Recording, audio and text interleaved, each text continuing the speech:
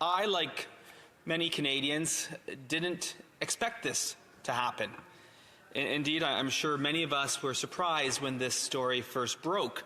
I was just wrapping up a community event and received a text from a provincial counterpart informing me that they had just seen the Speaker of the House of Commons at the Ontario Liberal Party convention. I thought he was joking, especially since he said that the Speaker was in his robes, and I thought, surely to goodness, the Speaker of the House of Commons wouldn't be at the Ontario Liberal Party convention wearing his robes. No. But he sent me a picture. He sent me a picture of the large screen at the Ontario Liberal Party convention, a picture of the Speaker in his robes, in his office, in his Speaker's chambers from here on Parliament Hill. Wow. I was shocked, Mr. Speaker, Mr. Deputy Speaker. I was quite frankly shocked. And I hold this institution of Parliament in high regard, and with it, the office of Speaker. And while I may disagree with some of the opinions and judgments that a Speaker may offer, I have the greatest of respect for the office and the institution of Speaker. Indeed, Mr. Speaker, if you were to review what was then called the British North America Act, the Constitution Act 1867, the office of Speaker is mentioned no fewer than 4 times, showing the high regard with which Canadians and the founders of this country held the office of Speaker, considering that the office of Prime Minister wasn't even mentioned in that original 1867 document. And if we review the great history of the office of Speaker, going back quite literally centuries, we are reminded of the central role that the Speaker of the House of Commons plays in defending the rights and the privileges of parliamentarians. Mr. Deputy Speaker, I need not remind you of the famous quotation from Speaker William Lenthal, who, in direct response to King Charles I in 1642, said, and I quote, "May it please your Majesty, I have neither eyes to see nor tongue to speak in this place, but as the House is pleased to direct me, whose servant I am here." Mr. Deputy Speaker, the servant of this House is the Speaker. We, as parliamentarians, elect the Speaker with the understanding that they will be impartial and will serve members to the best of their ability in a manner of nonpartisanship. And indeed, Mr. Speaker, if we refer to the authorities of this place, this concept is fundamental to the impartiality of the Speaker of this House. Indeed, I would draw your attention to citation 168 of Beauchesne's Parliamentary Rules and Forms, 6th edition. Quote, "The chief characteristics attached to the Speaker in the House of Commons are authority and impartiality." It goes on to say, "The actions of the Speaker cannot be criticized incidentally, in debate, or upon any form of proceeding except by way of a substantive motion. Confidence in the impartiality of the Speaker is an indispensable condition of the successful working of procedure, and many conventions exist which have as their object not only to ensure the impartiality of the Speaker, but also to ensure that there is a general recognition of the Speaker's impartiality. The Speaker takes no part in debate in the House and votes only when the voices are equal, and then only in accordance with rules which preclude an expression of opinion upon the merits of a question." It goes on to say, in order to ensure complete impartiality, the Speaker has usually relinquished all affiliation with any parliamentary party. The Speaker does not attend any caucus nor take part in outside partisan political activity. Mr. Deputy Speaker, I draw your attention to this citation from Beauchesne's because the rulings of the Speaker are not subject to appeal.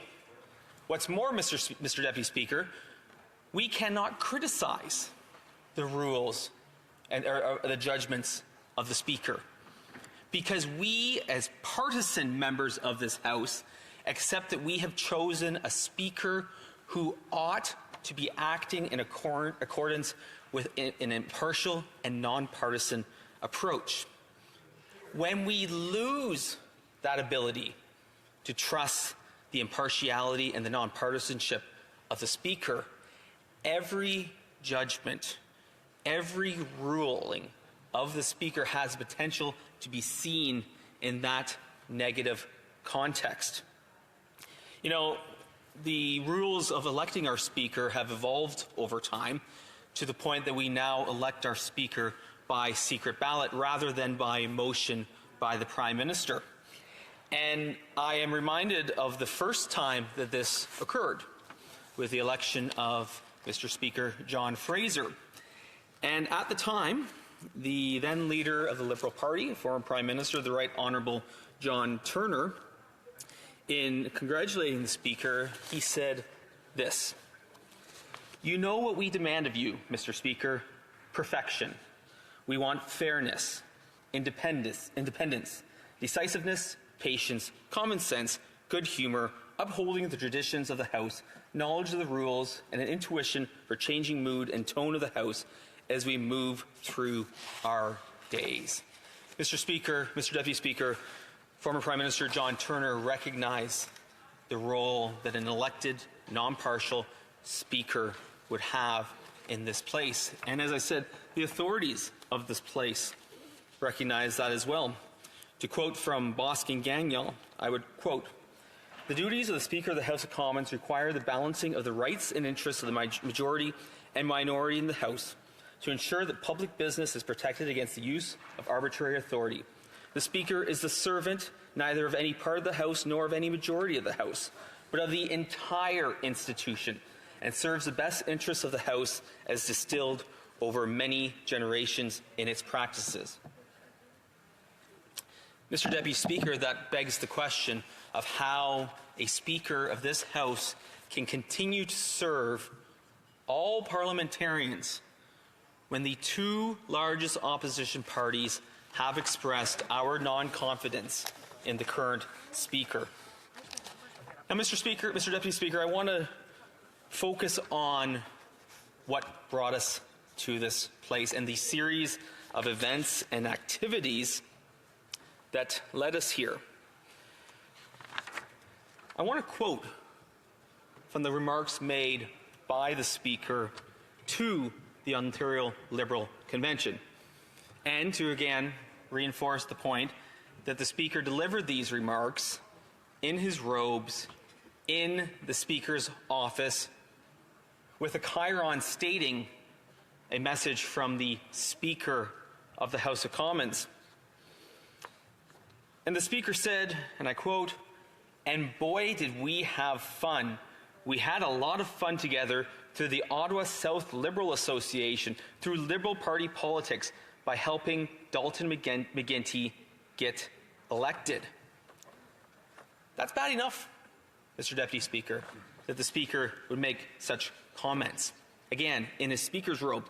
But he goes even further to state and reflect on the fact that he was the Speaker of the House of Commons. He says, "When I think of the opportunities I have now as being Speaker of the House of Commons, it's because of people like John." He actually reflected on that fact. Again, other parties, the Liberal Party has tried to explain this away as a singular mistake, a one-off. But the fact of the matter is that it is not a one-off.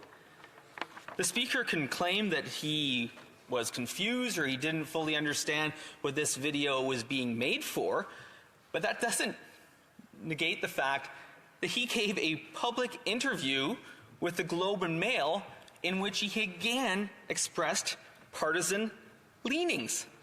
In a Globe and Mail article on December 1st, 2023, which he freely undertook with a journalist. It wasn't as though he was scrummed on the way into question period like many of us often are.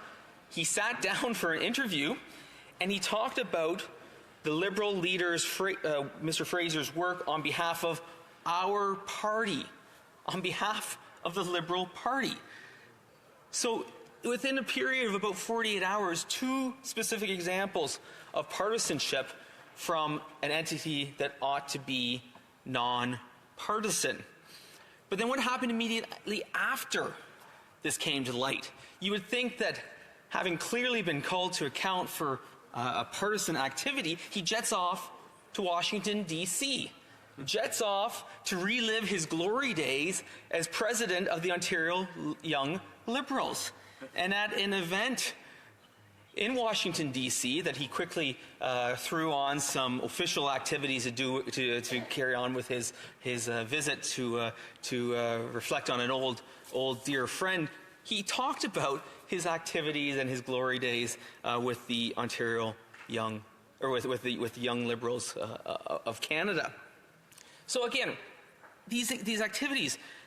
Again, so we're on number 3 of a partisan activity, but then we find out afterwards, later, once this report was finalized and tabled in the House of Commons, we found 2 more examples of partisanship by this speaker. We found out that he attended a Quebec Liberal event, which was organized for supporters and where donations were solicited at a riding in Pontiac. And then we found out that he had actually called up a former Liberal Party MP and encouraged him to write an article defending him and criticizing the opposition Conservatives.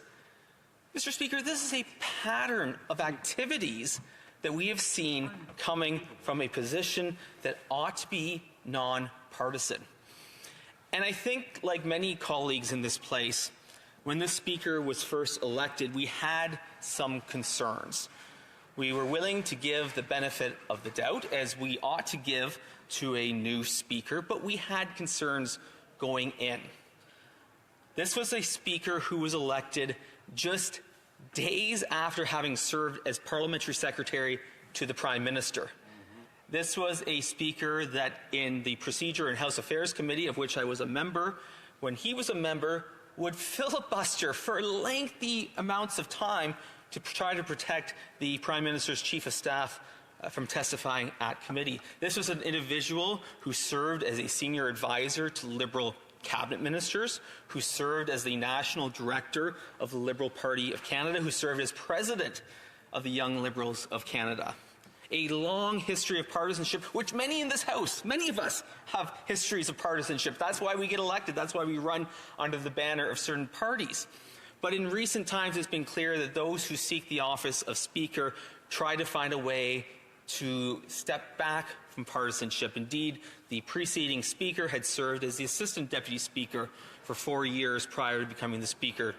In 2019, the Speaker before that had served as both Deputy Speaker and Assistant Deputy Speaker. And of course, the member from Kingston and the Islands served for a long period of time as known as an expert prior to becoming the Speaker of the House of Commons. But the fact is that speakers try to go beyond what is minimally necessary to ensure that their partisanship is not an issue. Now, Mr. Speaker, it's been quoted a few times in this place about past precedents and where things have occurred in the past. And indeed, I would quote from Hansard, March 8, 1993, at page 16,578 of the debates, in which the then member, House Leader of the Official Opposition, Mr. David Dingwall, said this: "How can an officer of the House appear to be impartial or claim to be impartial when she undertakes so active a role in the partisan activities of her own political party? How can members of the House who belong to other parties put their trust in the impartiality of the chair under such circumstances, especially in the heat of the most partisan part of the parliamentary day, question period?" Mr. Speaker, I agree. I don't agree with much with Mr. Dingwall, but I agree with his comments in that context. Now, the Speaker made it very clear that in that particular case, Mr. Speaker Fraser ruled that there wasn't prima facie question of privilege on that specific issue because they were dealing with the Deputy Speaker, but he made it clear that the Speaker themselves was held to a higher standard.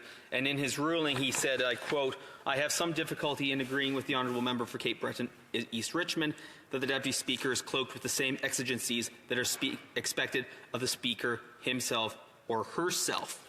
The Speaker himself or herself is expected to be beyond the pale, beyond any threat of partisanship when they are coming to this place. Now, Mr. Speaker, I would like to refer the House back to the original motion that referred this to the Standing Committee on Procedure and House Affairs, because what is often overlooked is that this House collectively condemned the actions of the Speaker already.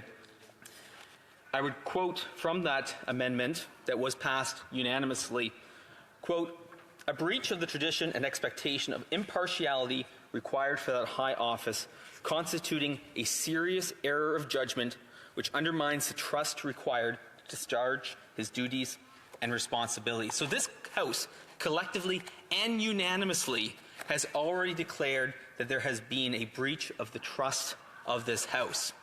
Now, the committee came back with, I would suggest, what amounts to a slap on the wrist for such a flagrant violation of the impartiality of this office.